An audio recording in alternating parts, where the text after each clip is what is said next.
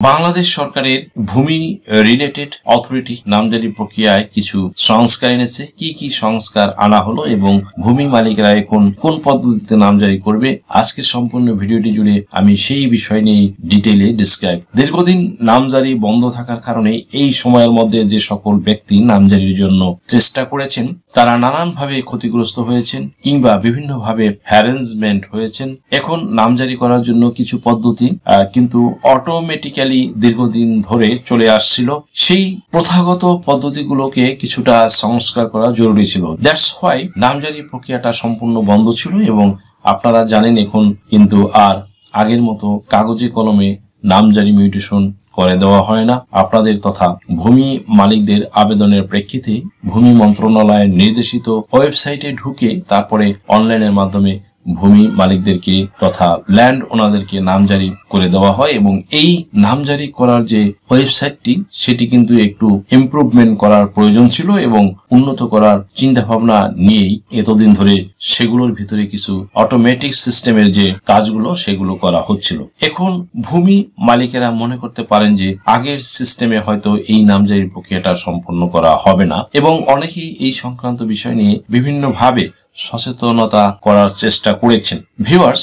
এখন আমি যে বিষয়টি অ্যানালাইজ করে দেখলাম এর মাঝে যে প্রক্রিয়াটি আগে ছিল, দ্যাট মিনস কোনো একজন ব্যক্তি যখন একটি জমি ক্রয় বিক্রয় কিংবা হস্তান্তর করে দলিল তৈরি করেন, সেই দলিলটি নিয়ে গিয়ে তিনি সর্বপ্রথম এট ফার্স্ট রেজিস্ট্রেশন করে ফেলেন এবং সেই রেজিস্ট্রিকৃত দলিলের একটি সার্টিফাইড কপি সঙ্গে সেই জমি যার কাছ থেকে তিনি সম্পত্তিটি হস্তান্তরিত সূত্রে পেয়েছেন সেই ব্যক্তির যে সকল ভায়া দলিল আছে সেই ভায়া দলিলগুলো প্রয়োজনীয় ক্ষেত্রে সার্টিফাইড কপি, ওয়ারিশান সম্পত্তির ক্ষেত্রে প্রযোজ্য ক্ষেত্রে ওয়ারিশান সনদ এবং অন্যান্য কোনো যদি ডকুমেন্টস বা এলিমেন্টস থাকে তাহলে সেগুলো এবং যে ব্যক্তি নামজারির জন্য আবেদন করবেন সেই ব্যক্তির ন্যাশনাল আইডি কার্ডের ফটোকপি, পাসপোর্ট সাইজের ছবি ও জমির দ্যাট মিনস যে জমিটি নামজারি করা প্রয়োজন সেই জমির নকশা ম্যাপ এবং আগে যে সকল ব্যক্তির নামজারি করা ছিল সেই নামজারির কাগজ কিংবা খতিয়ানের কাগজ কিংবা ওই সকল সম্পত্তি যতদূর পর্যন্ত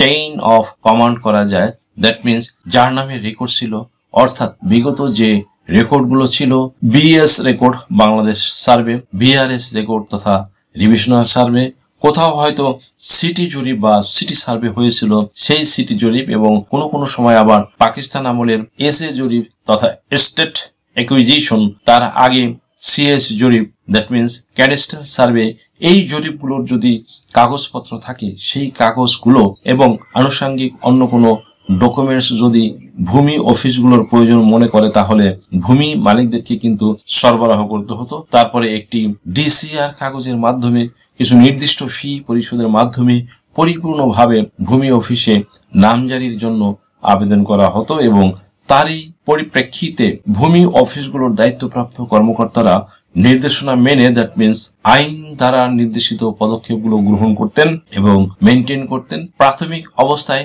সেই সকল জমির সব ডকুমেন্টস যাচাই বাছাই করা হতো যে ব্যক্তি সম্পত্তিতে নিজের নামে নামজারি কিংবা খারিজের জন্য আবেদন করেছেন সেই সকল ব্যক্তি আসলেই ওই সকল সম্পত্তির হস্তান্তর যোগ্য পেয়েছেন কিনা, তাতে কোনো বাধা আছে কিনা, এই বিষয়গুলো যাচাই বাছাই করে দেন মাঠ পর্যায়ে গিয়ে তারপরে সেই সকল সম্পত্তিকে বর্তমানে ভোগ দখল করছেন। দ্যাট মিনস বর্তমানে সেই সম্পত্তিতে কে দখলে আছেন, আগে কে করেছিলেন, যে ব্যক্তি সম্পদের নামজারির জন্য আবেদন করেছেন সেই সম্পত্তি কোনভাবে সম্পত্তি হস্তান্তরিত হয়েছে বা হস্তান্তর করে এখন ভোগ দখলে রয়েছেন কিনা, কিংবা তিনি ভোগ দখলে না থেকে সম্পত্তিগুলো নামজারি আবেদন করেছে কিনা, এই বিষয়গুলো সঠিকভাবে তদন্ত করার মাধ্যমে নামজারি করার কিন্তু প্রক্রিয়া ছিল। আমরা বিভিন্ন সময় এই বিষয়টিকেও কোনোভাবে করেও কিন্তু নামজারি করার সুযোগ দেখেছি, দ্যাট মিনস সেটি ইলিগালি ওয়েতে ঘুষের মাধ্যমে বা উৎকোচ গ্রহণের মাধ্যমে। এখন এই যে সিস্টেমটি, এই সিস্টেমটির মধ্যেও কিন্তু কিছু ধরনের ফাঁক ছিল, দ্যাট মিনস এই নামজারি করতে গিয়ে ভূমি মালিকদেরকে বিভিন্নভাবে হয়রানি বা হ্যারাসমেন্টের শিকার হতে হতো।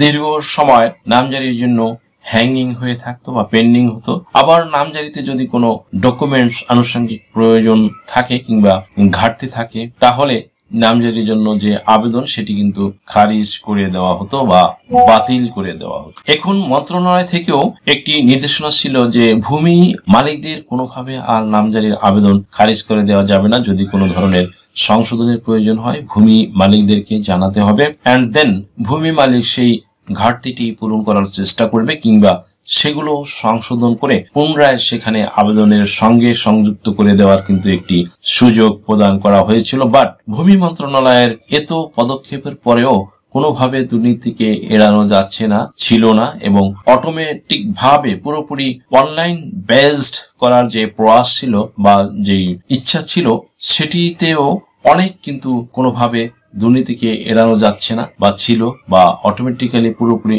কিন্তু প্রসেসটার অভাব ছিল। শুধু নাম কাওয়াজতে ডিজিটাল বাংলাদেশ বলা হয়েছিল।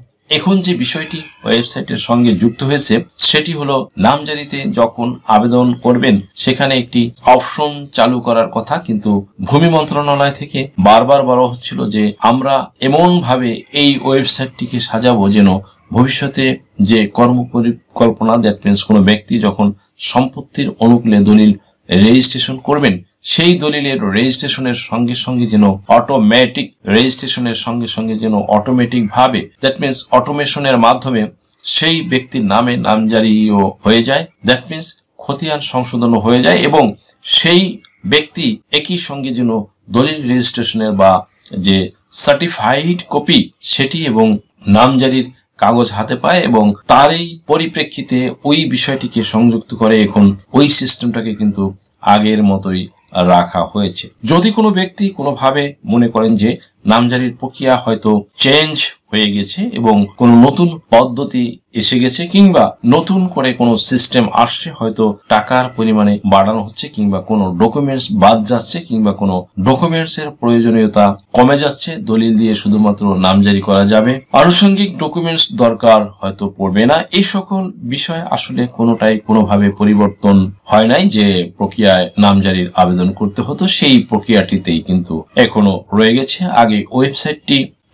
আগে ওয়েবসাইটটি একটু দুর্বল ছিল, কাজ করতে অনেক ভোগান্তি পোহাতে হতো। অনেকের অভিযোগ ছিল যে ওয়েবসাইটটিতে যখন নামজারির জন্য আবেদন করতে যাওয়া হয় তখন অফিসগুলোতে সেখানে সেগুলো হ্যাঙ্গিং হয়ে থাকে বা পেন্ডিং হয়ে থাকে, অর্থাৎ ওয়েবসাইটে ঢুকলে ওয়েবসাইটে অনেক সময় কাজ করে না, একটি অ্যাপ্লিকেশন সাবমিট করতে অনেক কালক্ষেপণ হতো, অনেক সময় সার্ভার ডাউন থাকতো।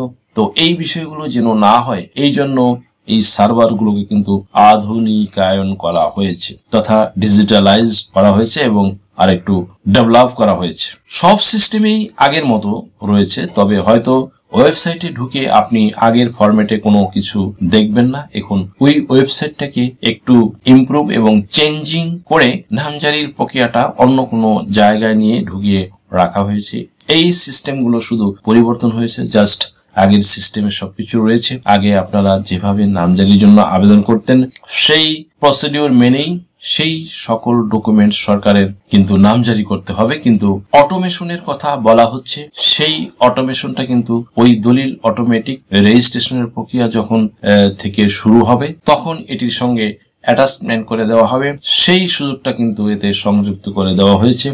যারা নতুন করে নামজারির প্রক্রিয়ার আবেদন করবেন আগত নিউ ইয়ার, দ্যাট মিনস 2025 সাল থেকে তারা যেন খুব সহজেই নামজারি করে খুব দ্রুত তার জমির অনুকূলে নামজারি বা মিউটেশনের করে নিয়ে রেমেডি পায়, সেই সিস্টেমটাকেই কিন্তু আপগ্রেডেশন করা যে প্রক্রিয়া, যে প্রসিডিউর, এই জন্যই কিন্তু বিগত 10 থেকে 12 দিন ধরে অনলাইন বেসড সকল নামজারি প্রক্রিয়া বন্ধ ছিল। কিছু কিছু ক্ষেত্রে হয়তো প্রয়োজনীয় ক্ষেত্রে ভূমি অফিসগুলোতে লিখিতভাবে নামজারির আবেদন নেওয়া হয়েছিল, বাট সেই বিষয়গুলো এখন কিন্তু আবার ওই অনলাইনের মাধ্যমে আবার আপগ্রেড করে দিয়ে নামজারির প্রক্রিয়া সম্পন্ন করে দেওয়া হবে। তো ভিউয়ার্স, আশা করি আপনাদের মনে যে সংশয় ছিল কিংবা যে ধরনের কোশ্চেনটি ছিল এই ভিডিওটির মাধ্যমে প্রশ্নগুলোর যথাযথ আনসার পেয়ে গেছেন, সম্পূর্ণ ব্যাপারটি সম্পর্কে আপনারা ক্লিয়ার হয়ে গেছেন।